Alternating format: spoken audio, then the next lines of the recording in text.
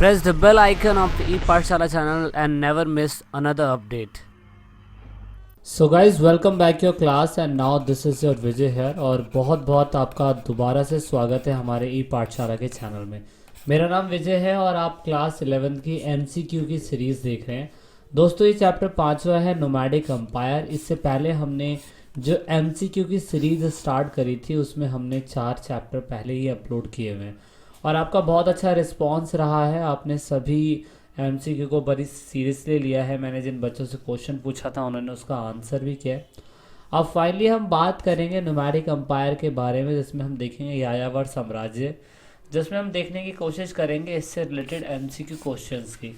अगर बच्चों आपको इस चैप्टर से रिलेटेड नोट्स चाहिए या आपको टॉप 10 साइड से क्वेश्चन पेपर के साथ गाइड चाहिए, सैम्पल पेपर चाहिए, तो वीडियो के डिस्क्रिप्शन में भी उसका लिंक है, आप वहाँ से भी परचेज़ कर सकते हैं, देख सकते हैं।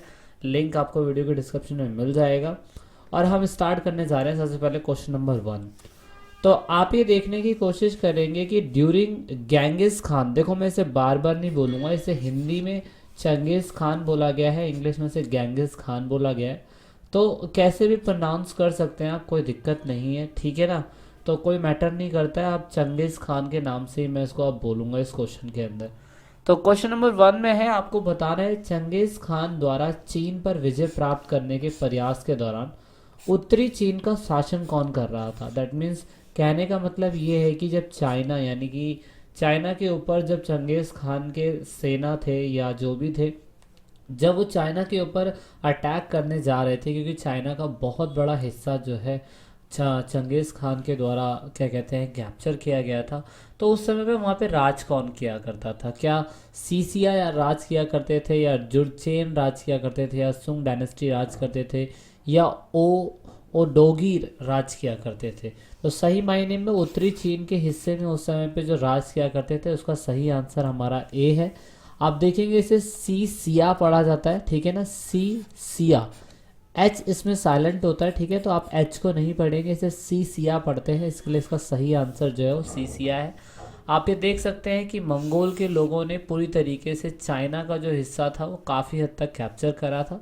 तो यहाँ पे अलग अलग डायनेस्टियाँ उस समय पे रहती थी, लेकिन जो उत्तरी चाइना था, उत्तरी चाइना का हिस्सा जो था जो मंगोलों ने कैप्चर करा था, वहाँ पे उस टाइम पीरियड पे सी सिया जो लोग थे वो राज किया करते थे। इसका सही आंसर आप देखेंगे ये है। दोस्तों अगर आपने अभी तक हमारा चैनल सब्सक्राइब नहीं करा है then please subscribe and must subscribe our channel, because हम बहुत कुछ इसमें MCQ के क्वेश्चंस लाते ही रहेंगे। साथ में हम पॉलिटिकल के MCQ लाएंगे, हम हिस्ट्री के MCQ तो आप इसमें देख ही रहे हैं, हम ज्योग्राफी के MCQ भी लेके आएंगे, और साथ में हम इम्पॉर्टेंट क्वेश्चंस की सीरीज़ भी जल्द ही स्टार्ट करेंगे। तो चैनल को सब्सक्राइब कीजिए, बेल आइकन को प्रेस करिए ताकि आपको नोटिफिकेशन मिलती रहे। तो ये पहला पार्ट है। दूसरे क्वेश्चन की बात कर लेते हैं। तिमूर एक बंदा था जो बारलेस तुर्क बोला जाता है, उस बंदे को तैमूर जो है वो बारलेस तुर्क बोला जाता है। तो वो जो उसका टाइम पीरियड था वो 1370 से लेके 1405 के CE यानी कि AD के टाइम पीरियड पे यानी कि CE मतलब कॉमन एरा, इस बीच में सत्ता में आया था, और वो अपने आप को चंगेज़ खान का वंशज बोलने का दावा करता था। तो कहने का मतलब जो तैमूरिस्ट लोग थे, अगर वो अपने आप को बारलेस तुर्क बोलते हैं और बोलते हैं कि हम चंगेज़ खान के वंशज में से आते हैं, तो सही मायने में बारलेस तुर्क जो था वो इन सभी लोगों में से किसके वंशज से बिलोंग किया करता था। क्योंकि अगर आपको याद हो, तैमूर जो लोग थे, अगर मैं अपने इंडिया की बात करूं तो बाबर जो थे, बहादुर आप इन्हें बोलते हैं, बहादुर या बाबर बोलते हैं इंडिया के अंदर, तो बाबर भी अपने आप को ये बोला करते थे कि हम उस टाइम पे चंगेज़ खान के वंशज ना होके हम तैमूर के वंशज से बिलोंग करते थे। और जबकि तैमूर खुद ये बोलने की कोशिश कर रहा है कि हम एक बारलेस तुर्क थे जो हम चंगेज़ खान के वंशज से बिलोंग करते हैं। और उसने दावा करा कि सत्ता में मैं ही आऊँगा, और इस टाइम पीरियड में सत्ता पे ये रहा था। अगर ये सत्ता पे रहा था तो चंगेज़ खान के वंशज का दावा इसने किया था। तो ये किस वंशज से बिलोंग करता है? चतगाई वंशज से बिलोंग करता है, टोलियाल से, जोशी से, या ओदगाई से? तो दोस्तों इसका सही आंसर उदगाई है। आप देख सकते हैं कि ये बारलेस तुर्क है जिनको उस टाइम पीरियड पे अलग अलग टाइटल से पुकारा जाता था। शेख, खान, मिर्ज़ा, बेग, शाह, सरदार, एमिर, गाजी, सुल्तान, ऐसे ऐसे टाइटल से इनको बुलाया जाता था बारलेस तुर्क को। ये तैमूर व्यक्ति थे और इन्होंने उस टाइम पीरियड पे तैमूरिस्ट की जो मैं बोल सकता हूँ क्रेडिट लिया था। और अगर उदगाई अगर आपको जानना है तो आप इस मैप से जान सकते हैं कि चंगेज़ खान के 3 बच्चे थे, उदगाई, चिदगाई और जोगती। तो ये जो 3 बच्चे थे उनमें से उदगी जो है उसकी ब्रांचेस में से कोई तैमूरिस्ट निकला होगा और उसने अपने आप को बोला कि हम चंगेज़ खान के वंशज से बिलोंग करते हैं। तो इसी वजह से वो 1370 के अंदर सत्ता में आया था और उसने काफ़ी समय तक राज किया था। क्वेश्चन नंबर थर्ड में ये बोला हुआ है कि 1180 से लेके 1990 के दशक के टाइम पीरियड में तैमूजन जो थे यानी कि चंगेज़ खान, उनके सहयोगी कौन बने रहे। तो दोस्तों इसमें बोगिची करके इनका नाम है, जमुका है, केरियात है और ओन खान है। तो ओन खान जो है वो इसका सही आंसर है, डी इसका सही आंसर है। अब दोस्तों ओनम खान जो थे उनके अंकल लगते थे, चाचा लगते थे, और जबकि जमुका जो थे उनके ब्लडेड ब्रादर बोलते थे अपने आप को। अगर आपने इस चैप्टर से रिलेटेड वीडियोस नहीं देखी हैं तो हमारी according to new syllabus videos update तो नहीं है क्योंकि चैप्टर इसमें नहीं आ रहा है, लेकिन आप पुरानी वीडियोस हमारी देख सकते हैं, वहाँ पे ये अपडेटेड है। ठीक है, इसका ओन खान जो इसके अंकल लगते थे वो उस टाइम पीरियड पे तैमूजन के एक सहयोगी बोल सकता हूँ, एली बोल सकता हूँ, जो इनके फादर का बदला लेने के लिए उनके साथ में थे। क्वेश्चन नंबर 4, याम असल में है क्या? याम किस रूप से जाना जाता है? क्या एक कुरियर टेस्ट है और टैक्स है या सिस्टम है, या एक आर्मी सिस्टम है, या कैलिवरी सिस्टम है, या एडमिनिस्ट्रेटिव सिस्टम है? सही मायने में एक तरीके का कुरियर सिस्टम है, इसे हम याम के नाम से जानते हैं। तो आप ये देख सकते हैं कि मान लीजिए कि अगर कोई भी बंदा the Mongol establish the revolutionary postal system, इसे याम बोला गया। उन्होंने एक ऐसा कुरियर सिस्टम बनाया जिसमें हर 25 माइल्स पे होता क्या था कि पोस्टल स्टेशन होता था, जहाँ पे बहुत ही फ्रेश हॉर्स और 100 ऑफ फ्रेश हॉर्स खड़े रहते थे और वो एक कुरियर को घोड़ों के थ्रू दूसरे स्टेशन तक बहुत जल्दी पहुंचाने की कोशिश किया करते थे। तो इस कैटेगरी को हमने याम के नाम से पुकारा। ओके, तो ये सबसे इम्पॉर्टेंट है, 25 माइल्स के बीच में होता था, ये भी क्वेश्चन पूछा जा सकता है। अब 25 माइल्स में बच्चों कितना किलोमीटर होता है वो भी आप फाइंड आउट कर सकते हैं। किलोमीटर कितना होता है 25 माइल्स में? अगर 1 माइल्स में आप पता कर लें कितना किलोमीटर होता है तो आप पता कर पाएंगे कि क्या कहते हैं कितने 25 माइल्स में कितने किलोमीटर होंगे। क्वेश्चन नंबर 3, चीन ने 3वीं शताब्दी ईसा पूर्व में किले बंदी को एक सामान्य रक्षात्मक आउटब्रेक में एकीकृत किया जाना था, जिसके रूप से जाना जाता है। कहने का मतलब ये है कि in 13th century BC the fortification start to integrate into the common defence outwork known as. अगर 13th सेंचुरी में चाइना के लोगों ने अपनी पूरी तरीके से जो चाइना की बाउंड्रीज है उसको कवर करा तो उसको किस नाम से जाना जाता है? तो इसको the great wall of China के नाम से जाना जाता है, क्योंकि हुआ क्या था कि मंगोलों से जब चाइना के लोगों का व्यापार हुआ था तो मंगोलों ने क्या करा, मंगोलों ने चाइना के अंदर बहुत ज़्यादा अटैक करने चालू कर दिए। अटैक जब करने चालू कर दिए तो चाइना के लोग परेशान हो गए और इसलिए चाइना ने अपनी एक तरीके की रक्षात्मक आउटब्रेक जिसे बोलते हैं डिफेंसिव आउटवर्क जो था उसको बनाए रखने के लिए उन्होंने चीन की दीवार को बनाना स्टार्ट करा और इसे ही चीन की महान दीवार के नाम से जाना जाता है, जिसके बारे में आपने देखा होगा चांदनी चौक टू चाइना में बहुत सारे शूट्स फिल्माए गए हैं। ये एक फ़िल्म बहुत ज़्यादा फेमस है, इसमें फिल्माया गया। मेरा क्वेश्चन आपसे ये है कि इसकी टोटल लेंथ अभी लास्ट ईयर जो थी वो 21,196.18 किलोमीटर थी, लेकिन एट प्रेजेंट टाइम ये कितने किलोमीटर में बनाई जा चुकी है? क्योंकि continue the great wall of China बन रही है। अभी इसकी लेंथ कितनी है कमेंट ज़रूर करिएगा, बताइएगा ज़रूर।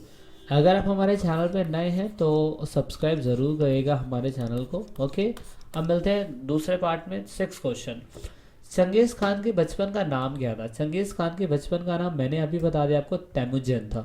तैमूजन इन्हें बचपन में बोला जाता था, इसके लिए इसका आंसर सी है। क्वेश्चन नंबर 7, चंगेज़ खान की मृत्यु कब हो गई थी? तो चंगेज़ खान की मृत्यु कब हो गई थी? 1227 के टाइम पीरियड में, इसलिए इसका आंसर डी है। हाँ, तो आप ये भी ढूंढ सकते हैं कि जो चंगेज़ खान है उनका बॉर्न कब हुआ था। अगर आपको पता है कि बॉर्न कब हुआ था, then must comment to our question, क्योंकि ये भी कहीं ना कहीं पेपर में आने के चांसेस होते हैं। तो चंगेज़ खान का जन्म कब हुआ क्वेश्चन करिए। अब यहाँ पे चंगेज़ खान की आर्मी जो थी एक तरीके से ऑर्गेनाइज करी गई थी। किस तरीके से ऑर्गेनाइज करी गई थी? क्या क्लेन में ऑर्गेनाइज करी गई थी, डेसिमल यूनिट्स में, या किंगशिप हायरार्की में, या ट्रिब्यूनल यानी कि ट्राइबल जो ग्रुप्स होते हैं उसमें बनाया गया था? तो सही मायने में डेसिमल सिस्टम से इनकी आर्मी को क्रिएट करा गया था। जैसे 10 बंदों की आर्मी को जो लोग अरबान कहते हैं, 100 बंदों की आर्मी पे ये युगिदनी बोलते हैं, 1000 की आर्मी को जो मिलंग बोलते हैं, मिंगन बोलते हैं, 10,000 की आर्मी में टुमेन बोलते हैं। यानी कि होता क्या है कि हर एक आर्मी की जो हिस्सा होता है, कड़ी होती है, वो अलग अलग होती है, और हर लोग एक दूसरे के हिसाब से, रैंक के हिसाब से एक दूसरे को जवाब देने की कोशिश करते हैं। तो इसलिए इसका सही आंसर क्या है बच्चों? इसका सही आंसर है बी। डेसिमल यूनिट में चंगेज़ खान की जो सेना होती थी उसको डिस्ट्रीब्यूट किया जाता था। क्वेश्चन नंबर 9 की बात कर ले अगर हम, मंगोलों के इतिहास के बारे में और चाइना के इतिहास के बारे में एक पूरी तरीके से एक सीक्रेट हिस्ट्री क्रिएट करी गई थी, बनाई गई थी, जो उस टाइम पीरियड पे ट्रांसलेट करी गई थी। उस टाइम पीरियड पे तो किसने ट्रांसलेट करी थी? तो दोस्तों इसका सही आंसर आप देख सकते हैं। इसका सही आंसर, थोड़ा सा नाम मैं बोल नहीं पाऊँगा तो उसके लिए माफ़ी चाहूँगा, लेकिन इंगोर डे रिचविट्स बोलते हैं इन्हें। इन्होंने सबसे पहले इंगोर वे द रिचविट्स was the Italian historian and the philosophers specialist in the Mongol study. इन्होंने क्या करा, ये रोम के अंदर पैदा हुए थे और इन्होंने पूरी तरीके से सबसे पहले जो क्या कहते हैं, जो मंगोलों का इतिहास था और चाइनीज़ का इतिहास था, उन्होंने ट्रांसलेट करा और पूरी तरीके से लोगों को समझाने की कोशिश करी। ये वाला क्वेश्चन पेपर के पॉइंट ऑफ व्यू से बहुत ज़्यादा इंपॉर्टेंट है, क्योंकि ये वाला क्वेश्चन पेपर के अंदर अभी तक नहीं पूछा गया है और मे बी इस साल पेपर के अंदर पूछा जा सकता है। क्वेश्चन नंबर 10, मंगोलों ने अपने झुंड के साथ रहते जब थे तो भूमि की यात्रा करते थे, और जिस टेंट में रहते थे उस टेंट को कहते क्या थे ये लोग? तो इस टेंट को ग्रेज बोला जाता है। आप देख सकते हैं कुछ ऐसा होता है ये, और अंदर से ये कुछ ऐसा दिखाई देता है। ओके, तो इसे ग्रेज बोला जाता है। तो इसका सही आंसर बी है। जब भी ये अपनी आर्मी के साथ कहीं पे एक प्लेस से दूसरे प्लेस पे जाते थे, तो जहाँ ये विराम करते थे, रुकते थे, वहाँ पे एक तरीके का ग्रेज बनाते थे। क्वेश्चन नंबर 11, चीन की महान दीवार का निर्माण क्यों करवाया गया? उसका आंसर मैंने अभी आपको बता दिया कि होता क्या था कि वो पूरी तरीके से अपने आप को संरक्षित करना चाहते थे मंगोलों के आक्रमण से। तो इसलिए सही आंसर इसका for the protection of the China की प्रोटेक्शन करने के लिए, ताकि वो अटैक ना करे। क्वेश्चन नंबर 12,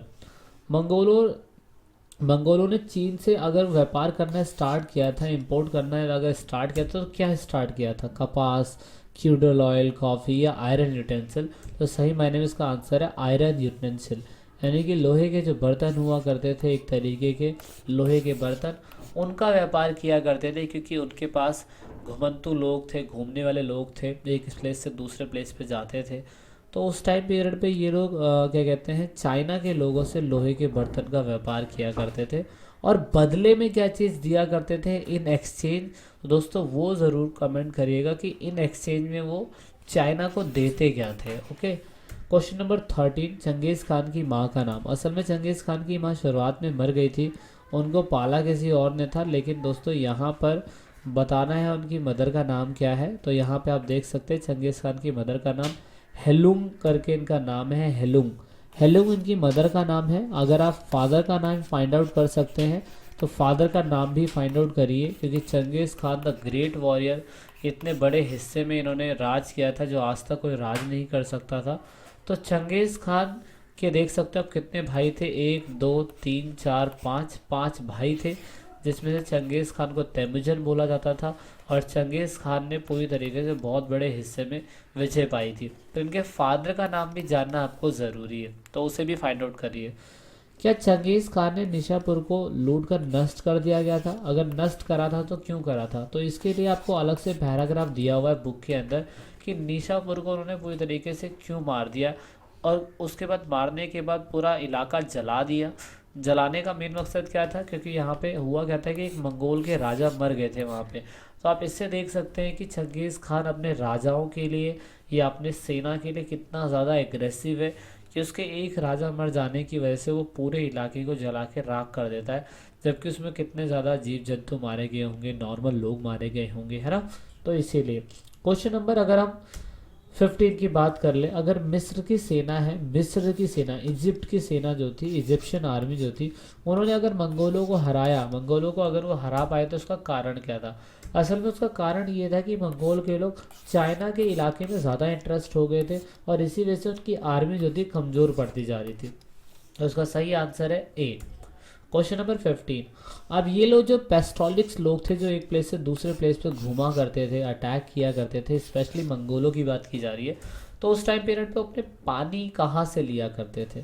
तो आप देख सकते हैं ओनेन एंड द, यहाँ पे बता रखा है सेलेगांग करके रिवर है, या दूसरा तो जो था कि स्नो जो होती थी मेल्ट हो जाती थी, पिघलने लगती थी और उससे वो अपना क्या कहते हैं पानी लिया करते थे। उसका सही आंसर ए बी दोनों ही है। आप ये देख सकते हैं ये एक रिवर है जहाँ से इनको पानी मिलता है और यहाँ से आप देख सकते हैं कि ये पूरी तरीके से एक प्लेस से दूसरे प्लेस पे जब भी जाते थे तो इस नदी से वो पानी लिए लिया करते थे। क्वेश्चन नंबर 70, अब how did the hunters gather make their living. अगर हंटर्स गैदर की बात करें जो उस समय सिर्फ और सिर्फ शिकार पर डिपेंड हुआ करते थे, क्योंकि एक प्लेस से दूसरे प्लेस से बहुत सारे लोग जाते थे, तो जब उनको व्यापार करना होता था तो उनको थोड़े बहुत पैसों की ज़रूरत पड़ती थी। तो पैसा कमाने का ज़रिया उनका सिर्फ क्या था, उनका ज़रिया ये था कि गर्मियों के महीने में जो जानवर उनके जाल में फंस जाते थे उनकी खाल को बेचकर व्यापार कर लेते थे। तो ये उनके लिविंग का या जीवन यापन का एक तरीका होता था, इसलिए इसका आंसर जो है वो ए है।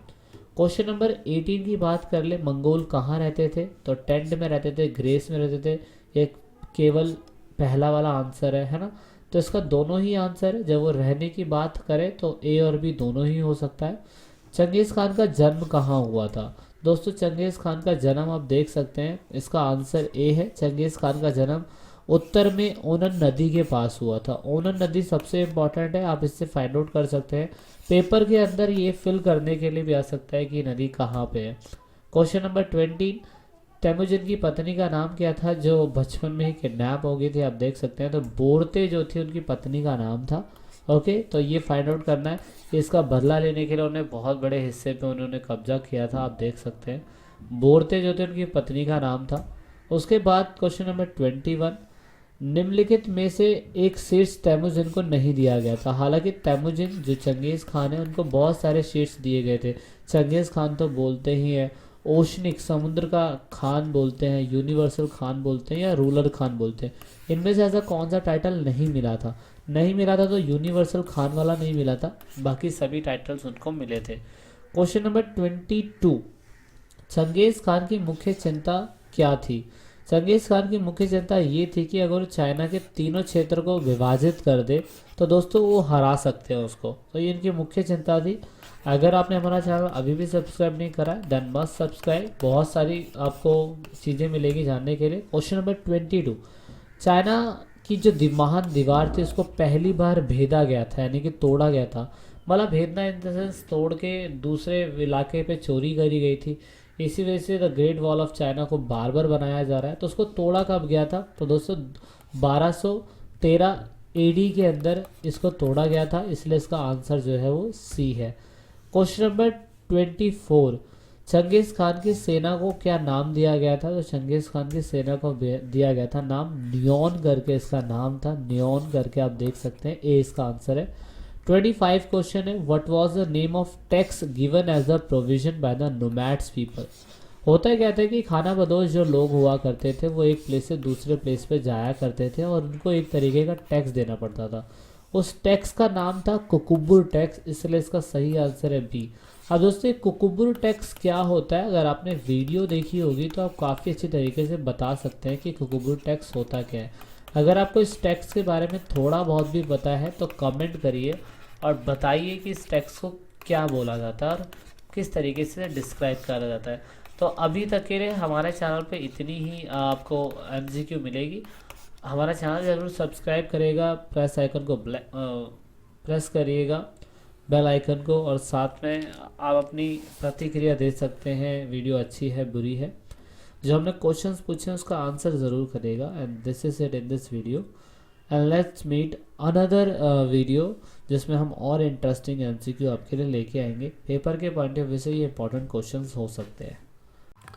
तो लास्ट में दोस्तों, अगर आप वीडियो को देख रहे हैं और ई पाठशाला चैनल के आप सब्सक्राइबर हैं या नए सब्सक्राइबर हैं, तो ई पाठशाला की टीम से आप सभी को यही रिक्वेस्ट है कि आप इन सभी वीडियो को अपने दोस्तों के साथ शेयर ज़रूर करें, और कोशिश करें कि आप दूसरों को शेयर करवाने के लिए बोलें, क्योंकि आप जितना वीडियो को शेयर करेंगे उतना ही हम और लोगों की मदद कर पाएंगे, क्योंकि पढ़ेगा इंडिया जब भी बढ़ेगा इंडिया।